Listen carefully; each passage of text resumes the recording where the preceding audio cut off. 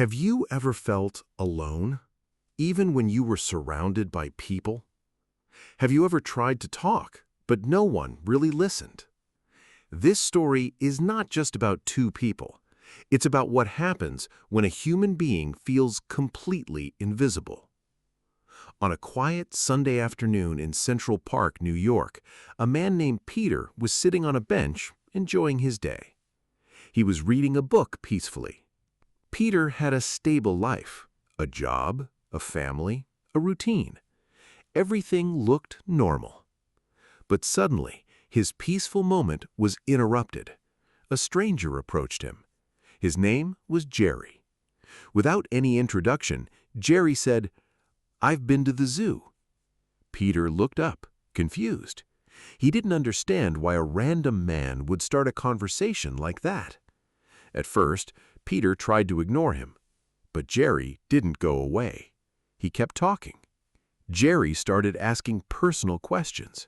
Do you have a family? Do you like your life? Are you happy? Peter became uncomfortable. He didn't want to answer, but slowly he got pulled into the conversation. Jerry was not normal. He was intense, restless, almost desperate. It felt like he wasn't just talking, he was searching for something. As the conversation continued, Jerry began to open up. He told Peter about his life. He lived alone, he had no close relationships, his past was full of pain and rejection. He had tried to connect with people, but always failed. Every time he reached out, he felt pushed away. Then, Jerry told a strange story. In his apartment building, there was a dog. At first, the dog hated him. Every time Jerry passed by, the dog would bark and attack him. So Jerry decided to change things. First, he tried kindness. He brought food, tried to be friendly, but the dog still attacked him. Then, Jerry became frustrated. He tried to harm the dog, but even that didn't solve anything. And eventually, something worse happened. They stopped reacting to each other. No love, no hate, no connection. Just silence. Jerry looked at Peter and said, "That's the worst thing, when nothing exists between two beings." This wasn't just about the dog, it was about humans. Sometimes people don't fight, they don't care, they just ignore each other. And that silence is more painful than rejection. As time passed, Jerry became more intense. His tone changed. He started pushing Peter. He challenged him, forced him to defend his space on the bench.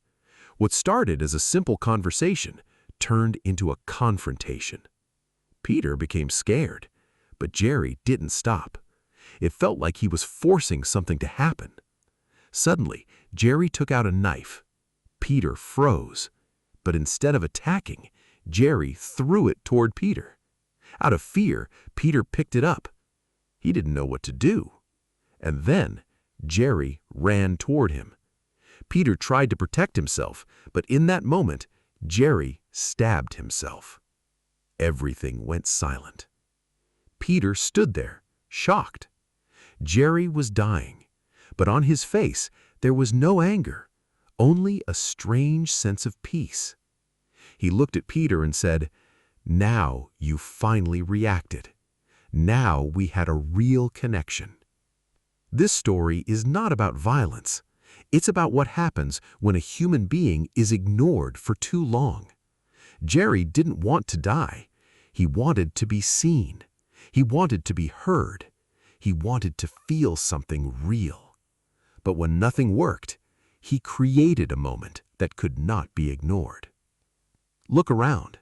There are people like Jerry everywhere, talking but unheard, living but disconnected, smiling but broken inside.